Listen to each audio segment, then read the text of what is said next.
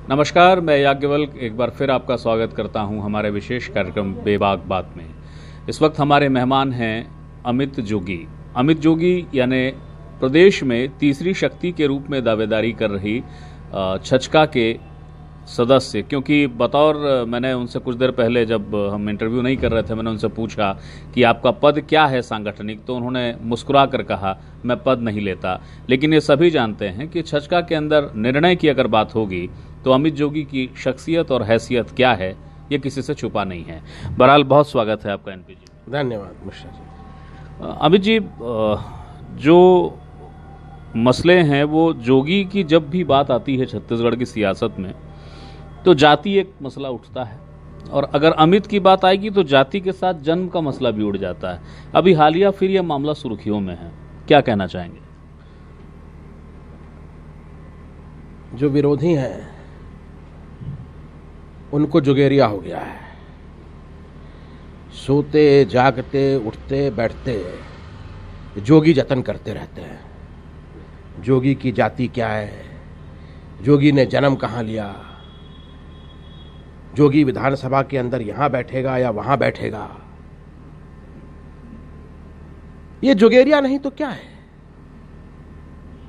और इसीलिए मैं इन बातों को ज्यादा तूल भी नहीं देता। छत्तीसगढ़ में सीजी की राजनीति होनी चाहिए, छत्तीसगढ़ की राजनीति होनी चाहिए, मुद्दों पर राजनीति होनी चाहिए। और जब ये सब बातें आती हैं तो मुद्दों से भटकाव होता है। आज बस्तर के 40,000 लोगों का अस्तित्व खतरे पे है। पोलावरम में बांध बन रहा है, तेजी से बन रहा है, वे डूब जाएंगे, उस पर कोई चर्चा नहीं होगी। प्रदेश में अब 30 लाख लोग बेरोजगार भटक रहे हैं, नौकरी के लिए तरस रहे हैं। सरकार आउटसोर्सिंग कर रही है, हमारे नौजवानों के हिस्से की नौकरियां दूसरे प्रदेश के लोगों को दे रही है, उस पर कोई चर्चा नहीं होगी। हां, अमित जोगी कब और कहां पैदा हुआ, जोगी जी की जाति क्या है, इन सब बातों पे चर्चा होनी है। लेकिन ये सवाल क्यों नहीं होंगे अमित? एक फिगर है, पब्लिक फिगर हैं अजीत जोगी जी, अमित जोगी, आप खुद भी। तो अगर ये मसले विरोधी उठाते हैं कि आपके 3 जन्म स्थान हैं, अजीत जोगी जी की जाति को लेकर यदि प्रश्न व्यवस्थाएं उठा देती हैं तो मसला क्यों नहीं उठेगा? जोगी जी की जाति क्या है ये आप हमारे पैतृक गांव में जाकर पूछ सकते हैं। मैं कहां जन्म लिया, कब जन्म लिया, मेरी मां है, उनसे आप जाके पूछ सकते हैं। इसमें विवाद किस बात का? विवाद अमित जी इस बात का है कि आपको लेकर ये, आपकी अगर बात करें तो आपको लेकर ये बात विरोधी कहते हैं कि आपके 3 जन्म स्थान हैं, अमेरिका भी है, इंदौर भी है, छत्तीसगढ़ भी है। चलिए आप बता दीजिए ना, आप कहां 3 में से कहां पैदा हुए थे आप? व्यक्ति कहां पैदा होगा इसका निर्णय वो खुद नहीं कर सकता, बाकी निर्णय शायद कर सकता है, पर वो जन्म कहां लेगा। मैं अवतारी पुरुष तो हूं नहीं कि कई जगह मैंने एक साथ अवतार ले लिए। एक जगह एक समय मैंने जन्म लिया, अमेरिका के डेलेस शहर, टेक्सास प्रांत में मेरा जन्म हुआ। 7 अगस्त 1977 सुबह 6:36 में जन्म हुआ। यह रिकॉर्ड का विषय है। और रही बात दूसरी जन्म तिथियों की, तो वो दस्तावेज प्रस्तुत करें। कोर्ट में उन्होंने 3 फोटो कॉपी लगाई हैं। मैंने उनसे कहा, माननीय न्यायालय से कहा कि अगर ऐसे कोई दस्तावेज हैं तो उनकी मूल दस्तावेज तो प्रस्तुत होने चाहिए कोर्ट के समक्ष। मूल दस्तावेज कहीं नहीं है। और यही बात मेरे पिताजी के जाति को लेके है कि 77 में उनको मिल गया, एक ऐसे व्यक्ति ने दे दिया जो उस समय पद पर था ही नहीं। अगर ऐसी बात है तो वो मूल दस्तावेज कहां है? सारे अभिलेख खंगाल दिए। जिस व्यक्ति ने तथाकथित तौर पे उन दस्तावेजों को तैयार किया है, वो तक बोलता है कि मैंने ऐसे कोई दस्तावेज नहीं बनाए, तो उनकी प्रामाणिकता क्या है? आज मैं अपने आप घर में बैठ के बना देता हूं कि याज्ञवल्क्य मिश्रा जी का जन्म अफ्रीका के उबुंटू शहर में हुआ। एक दस्तावेज जो कल प्रस्तुत किया गया कोर्ट में, वो ये दिखाता है कि मेरा जन्म 1948 में सारबहरा में हुआ। तो क्या मैं 80 साल का दिखता हूं? कुछ भी बना देंगे, कुछ भी प्रस्तुत कर देंगे। छचका की तरफ लौटता हूं। जो आपकी ये पार्टी है उसकी थोड़ी पृष्ठभूमि की तरफ जाऊंगा। आप अक्सर ये कहते हैं कि हम छत्तीसगढ़ की बात करते हैं, सीजी की बात करेंगे, सीडी की बात नहीं करेंगे। लेकिन आपके विरोधी आपको इस बात पर निशाने पर लेते हैं कि सीडी की सियासत ही छत्तीसगढ़ में अगर शुरू किसी ने की है तो वो खुद अमित जोगी थे। बिल्कुल गलत बात है। अगर लोगों का वास्ता दिलीप सिंह जुदेव मामले से है तो न्यायालय में मैं दोषमुक्त हो गया हूं। सीबीआई ने भारतीय जनता पार्टी के इशारे पे बकायदा मुझ पर मुकदमा दर्ज किया और कई सालों में मुकदमा चला, पर निकला क्या? कुछ भी प्रमाणित नहीं कर पाए। आज छत्तीसगढ़ की राजनीति में सबसे आसान चीज है जोगी जी और जोगी परिवार पे कोई भी आरोप मढ़ दो, और यही जोगेरिया है। और अब जनता समझ गई है। अभी भी ये कुछ बेकार लोग हैं जिनकी बातों पर कोई विश्वास करता नहीं है, जिनकी कोई विश्वसनीयता है ही नहीं। उत्तर प्रदेश की राजनीति करते हैं, वहां तो अपनी पार्टी को पूरी तरह से बैठा दिया, अब छत्तीसगढ़ में जिताने चले आए हैं। कोई पार्टी नहीं बची है जिसकी उन्होंने परिक्रमा नहीं करी। खुद 2.5 लाख से ज्यादा वोटों से अपने घर से हार गए और उनको यहां भेज दिया गया, आउटसोर्स करके ले आए कि जिताओ छत्तीसगढ़ में अपनी पार्टी को। वो लोग क्या आरोप लगाते हैं? झीरम हमने करा। अरे कोई प्रमाण है? और अगर प्रमाण है तो अपनी जेब में लेके घूम रहे हैं उसको, क्यों नहीं सार्वजनिक करते? इस तरह की बिना सिर पैर की बातें होती हैं मुद्दों से भटकाने के लिए। आज कांग्रेस पार्टी पोलावरम बांध का विरोध क्यों नहीं कर रही है? आज कांग्रेस पार्टी कन्हर नदी में जो बांध बन रहा है उसका विरोध क्यों नहीं कर रही है? भारतीय जनता पार्टी ने क्यों 70,000 करोड़ रुपया पोलावरम निर्माण के लिए दे दिया? भारतीय जनता पार्टी की सरकारों ने महाराष्ट्र, हरियाणा और उत्तर प्रदेश के किसानों का कर्जा माफ कर दिया, क्यों छत्तीसगढ़ के किसानों का कर्जा माफ नहीं कर रहे? क्यों दोनों राष्ट्रीय पार्टियां लगातार छत्तीसगढ़ के ऊपर कुटारा घात कर रही हैं? ये प्रश्न होने चाहिए। और क्योंकि दोनों राष्ट्रीय पार्टियों के पास इनके जवाब नहीं है, इसलिए जोगी जोगी यही करते रहते हैं। आप जिनका जिक्र कर रहे थे, जिनका आपने नाम नहीं लिया, शायद वो पीएल पुनिया हैं। लेकिन एक बात मुझे बताइए, जब झीरम को लेकर सीधे जोगी का जिक्र आया तो आपकी तरफ से ये बयान मीडिया में आया कि हम जल्द ही इस पे कानूनी कार्रवाई करेंगे। इस पर क्या हुआ फिर? हम लोगों ने स्पष्ट कर दिया था कि बेकार लोगों की बेकार बातों पर हम कोई प्रतिक्रिया नहीं देते। छचका का गठन हो गया है, अभी अभी आपको चुनाव चिन्ह मिला है, लेकिन चुनाव बिल्कुल सामने है छत्तीसगढ़ में। चुनाव चिन्ह को कैसे लोगों तक पहुंचाएंगे? ये कठिन लग रहा है आपको कि बहुत शॉर्ट टाइम है, इस समय तक चुनाव चिन्ह कैसे पहुंचाएं? 2 सालों में गुलाबी रंग छत्तीसगढ़ के हर एक कोने तक पहुंच गया। पूरा छत्तीसगढ़ गुलाबीमय हो गया। आज गुलाबी रंग जनता कांग्रेस छत्तीसगढ़ की, जोगी जी की पार्टी की पहचान बन गया है। अब जोगी जी का निशान हल चलाता किसान पूरे देश में छत्तीसगढ़ की पहचान बनने वाला है। 70 लाख किसान प्रदेश में हैं। ये हल उनकी भावनाओं से जुड़ा हुआ चिन्ह है, उनके सम्मान और स्वाभिमान से जुड़ा हुआ चिन्ह है। इसे किसी को पहुंचाने की जरूरत नहीं है। लेकिन फिर भी चुनाव है, आपका चुनाव चिन्ह ही लोगों तक नहीं रहेगा, आपके मतदाताओं तक, वो वोट कैसे करेंगे? वो भ्रमित हो सकते हैं इन वक्त पे। वही तो रणनीति बनी होगी ना, कुछ आपने बनाया या क्या है कि कठिन है मामला? देखिए, मैं भारतीय जनता पार्टी और आरएसएस की बात तो नहीं करूंगा, लेकिन जो दूसरी पार्टियां हैं उनसे का मितान हमारी पार्टी ने बना लिए हैं।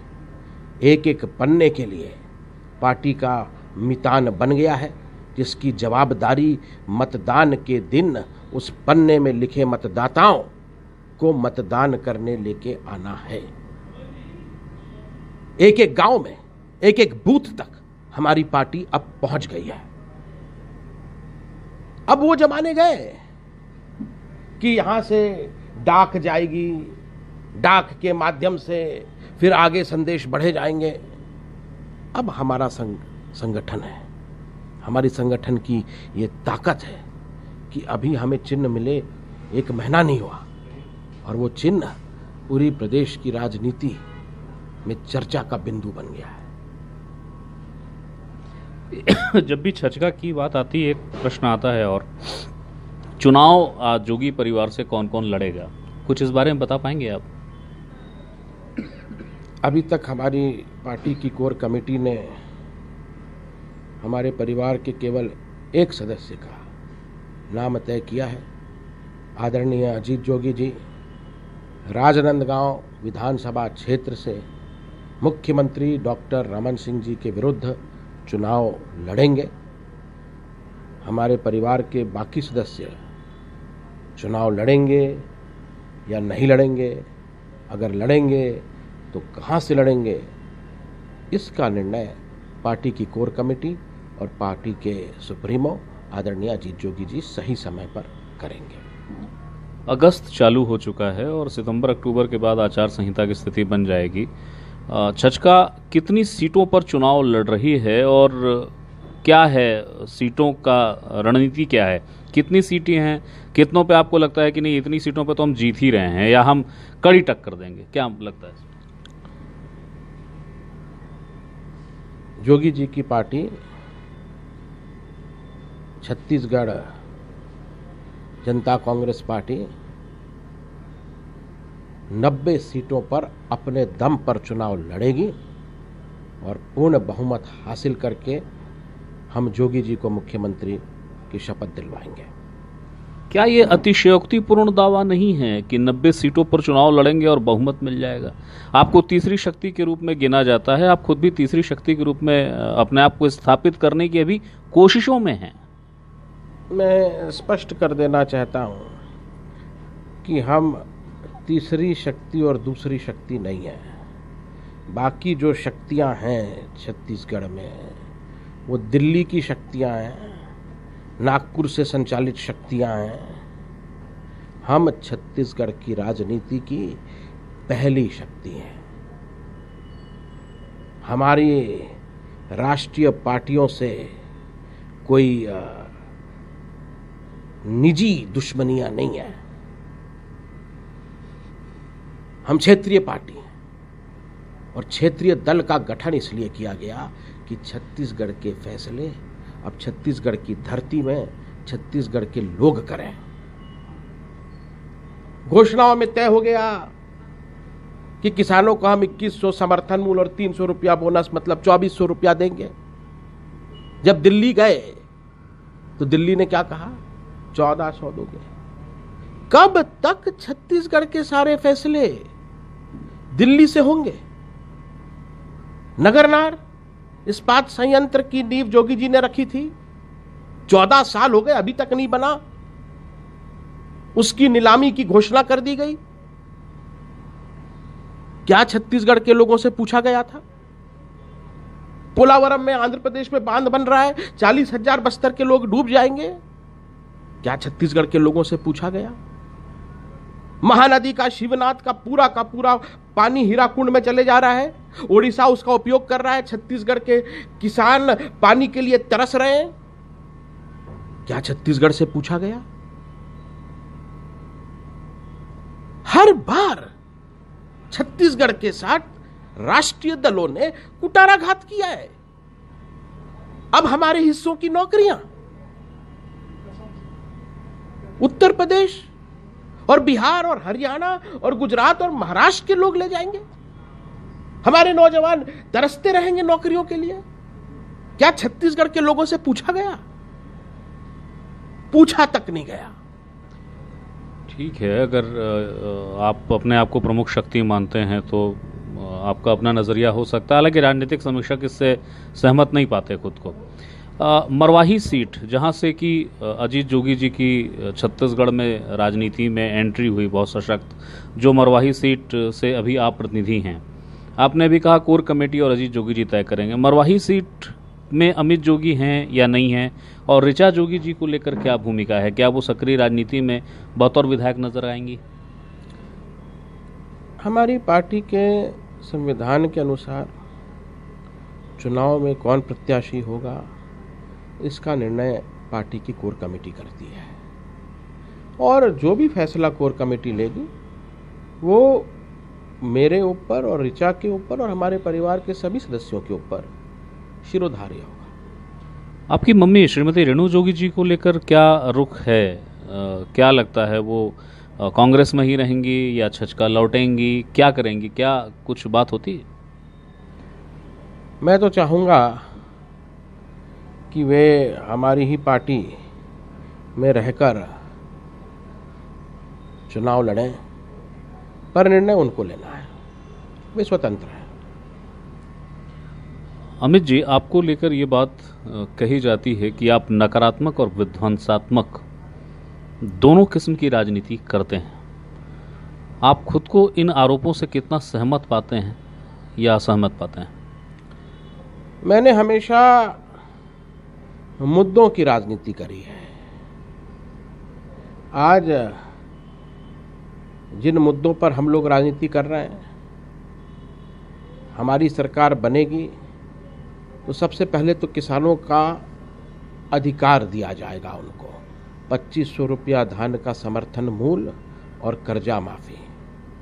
दूसरी बात, छत्तीसगढ़ में जितनी भी सरकारी नौकरियां हैं उसमें 100% आरक्षण स्थानीय लोगों को मिलेगा। शेष नौकरियों में 90% आरक्षण उनको देना पड़ेगा। ये दूसरी बात। तीसरी बात, छत्तीसगढ़ के मैदानी इलाकों में पूर्ण शराबबंदी लागू होगी। और चौथी बात, व्यापार को बढ़ाने के लिए छत्तीसगढ़ को देश के सबसे बड़े अर्थव्यवस्था के रूप में ढालने के लिए हम अपने अंश का जो जीएसटी है, स्टेट जीएसटी, उसको सीधे सीधे आधा कर देंगे। ये जो 4 मुद्दे हैं, इन पर हम आगे बढ़ रहे हैं। हम एक ऐसे छत्तीसगढ़ का निर्माण करना चाहते हैं जिसमें हर हाथ को काम मिले, हर खेत को पानी मिले और सब सम्मान के साथ, सुरक्षा के साथ अपनी जिंदगी जी सके। ये मुद्दे हैं, सकारात्मक मुद्दे हैं। मैं व्यक्तियों पर राजनीति नहीं करता कि ये देखो इसकी सीडी, ये देखो इसने फोन किया, ये देखो ये इसकी जाति है, ये देखो ये यहां पैदा हुआ। ये मुद्दे नहीं हैं हमारे लिए, न थे और न रहेंगे। छत्तीसगढ़ का किस तरह से समग्र विकास हो सके, इस पर हमको बातें करनी चाहिए, इस पर बहस होनी चाहिए। लेकिन राजनीतिक समीक्षक ये देखते हैं और ये कहते बिल्कुल नहीं चूकते कि छचका की पूरी भूमिका बीजेपी को फायदा पहुंचाने के लिए है। वो इस तरीके से अपनी रणनीति तय कर रही है कि कांग्रेस को नुकसान हो और बीजेपी को फायदा। अगर ऐसी बात होती तो क्या अजीत जोगी जी अपनी पूरी राजनीति को दांव में लगाकर मुख्यमंत्री के खिलाफ चुनाव लड़ने जाते? अगर ये बात होती तो क्या ये सरकार ठीक चुनाव के पहले जोगी जी का जाति प्रमाण पत्र निरस्त करने का फैसला सुनाती? अगर ये बात होती तो क्या ये सरकार मेरे ऊपर 1 नहीं, 2 नहीं, 3 सीबीआई के मुकदमे दायर करती? अगर ये बात होती तो क्या जोगी जी के विरुद्ध डकैती और हत्या के आरोप में उनको गिरफ्तार करके लेके आती।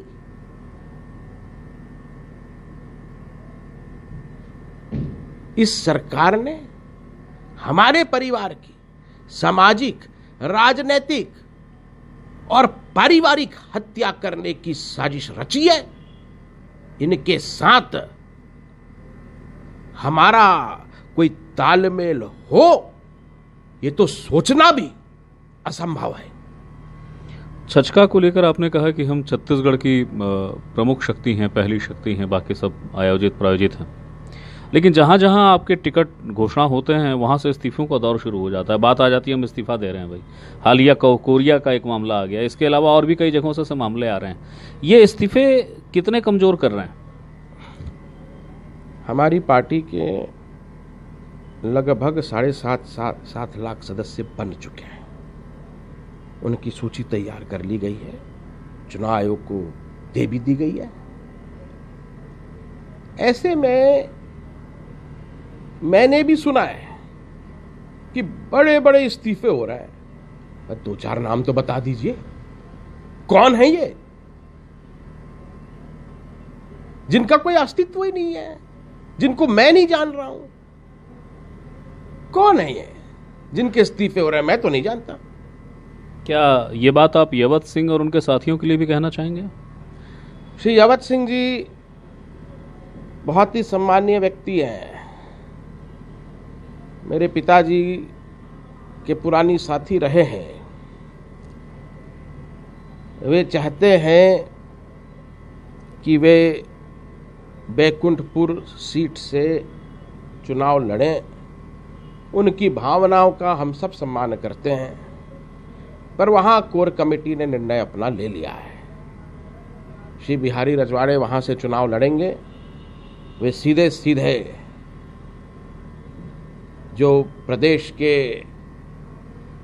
खुद को श्रम मंत्री कहते हैं, पर मैं उन्हें बेशरम मंत्री बोलता हूं, उनको वहां चुनौती देंगे, उनको चुनाव में पराजित करेंगे। ऐसा निर्णय हमारी कोर कमेटी ने ले लिया है और यवत सिंह जी को पार्टी के सदस्य होने का सम्मान करना चाहिए। वे खुद भी जिला पंचायत का चुनाव लड़ चुके थे। उसमें उन्हें कितने वोट मिले, कौन से स्थान पे रहे, ये मुझसे बेहतर वे खुद जानते हैं। ऐसे में उन्हें जनादेश का सम्मान भी करना चाहिए। चुनाव में छचका के लिए चुनौती क्या है? आपने बहुत सारे मुद्दे गिना दिए, यहाँ पे ये फेल है, यहाँ पे ये फेल है। छचका की अपनी चुनौतियाँ क्या हैं? आप उस बारे में कुछ बताना चाहेंगे? हमारी तो एक ही चुनौती है, और वो तात्कालिक और चुनावी चुनौती नहीं है, वो ऐतिहासिक चुनौती है। किस तरह छत्तीसगढ़ में हम स्वराज लेके आए, कब छत्तीसगढ़ के फैसले छत्तीसगढ़ के लोग खुद लें, ऐसी व्यवस्था स्थापित हमको करनी है। जोगी जी 52 दिन दिल्ली में जीवन और मृत्यु के बीच संघर्ष करते रहे। उनको 250 ग्राम दवाओं ने नहीं बचाया, 2.5 करोड़ लोगों की दुआओं ने उन्हें नया जीवन दान दिया है, नया जीवन दिया है। और इस जीवन का एकमात्र मकसद छत्तीसगढ़ में स्वराज स्थापित करना है। कांग्रेस में अजीत जोगी जी की वापसी हो सकती है, ऐसी खबरें उड़ती रहती हैं। ठीक है, ये काल्पनिक मान लेते हैं, लेकिन अगर ऐसी स्थिति बन जाए तो? ये बिल्कुल ही संभव नहीं है। राहुल गांधी का कार्यक्रम हुआ मरवाही क्षेत्र में और आपने बिल्कुल चुनौती के अंदाज में अपने गृह क्षेत्र में फिर एक नया आमसभा रख दिया। कहा गया कि इसकी आवश्यकता नहीं थी, लेकिन इसके पीछे आपकी जिद थी। क्या ये सही है? कांग्रेस पार्टी के अध्यक्ष छत्तीसगढ़ में आए, उन्होंने अपनी पार्टी का चुनावी शंखनाद रमन सिंह के क्षेत्र में जाकर नहीं, किसी भाजपा के मंत्री के क्षेत्र में जाकर नहीं, जोगी जी के क्षेत्र में आकर उनको चुनौती देकर किया। मतलब साफ है, गुजरात में हाथापाई और छत्तीसगढ़ में कांग्रेस और भाजपा भाई भाई दोनों को डर है। भाजपा को सत्ता जाने का डर सता रहा है और कांग्रेस को जोगी जी के आने का डर सता रहा है, और इसीलिए उन्होंने छत्तीसगढ़ में भाजपा को चुनौती के रूप में नहीं, जोगी जी को चुनौती के रूप में देखा है। और इसका जवाब हमने दिया, बेखूबी दिया। उसी दिन, उसी समय, उसी स्थान पर हमने कांग्रेस के राष्ट्रीय अध्यक्ष से 4 गुना बड़ी सभा करके दुनिया को बता दिया कि छत्तीसगढ़ में जनता किसके साथ है। लेकिन क्या यह दिलचस्प नहीं है कि जब आपने वो सभा की तो उस सभा में भीड़ कितनी आई, इसके मानक आदर्श मापदंड पर मुहर सीएम डॉक्टर रमन सिंह ने लगाई। उनके मोहर से कुछ नहीं होता। पूरी देश का मीडिया था, लाइव टेलीकास्ट किया गया, गिने गए लोग, ये तथ्यात्मक बात है। और रमन सिंह जी ने तो हमें डिमोशन कर दिया, बोले 3 गुना बड़ी थी, जबकि हम चुनौती के साथ कहते हैं कि 10 गुना बड़ी थी, कम से कम 10 गुना बड़ी थी। 18 साल के इतिहास में जो रायपुर शहर का सबसे बड़ा मैदान है, साइंस कॉलेज मैदान, उसको ना भारतीय जनता पार्टी भर पाई और ना ही कांग्रेस पार्टी भर पाई। लेकिन 29 अप्रैल जोगी जी के 72वें जन्मदिन के दिन हमने उसको भर के दिखा दिया। जनता हमारे साथ है, छत्तीसगढ़ की जनता इस बात के साथ है कि अब हमारे फैसले तुम दिल्ली में पूछकर नहीं लोगे, नागपुर में पूछकर नहीं लोगे, हम अपने फैसले खुद करेंगे। बहुत बहुत शुक्रिया अमित। ये थे हमारे साथ अमित जोगी, और अब मैं विदा लेता हूं आपसे। अगली बार फिर किसी नई शख्सियत के साथ फिर आपके सामने हाजिर होऊंगा। तब तक के लिए नमस्कार।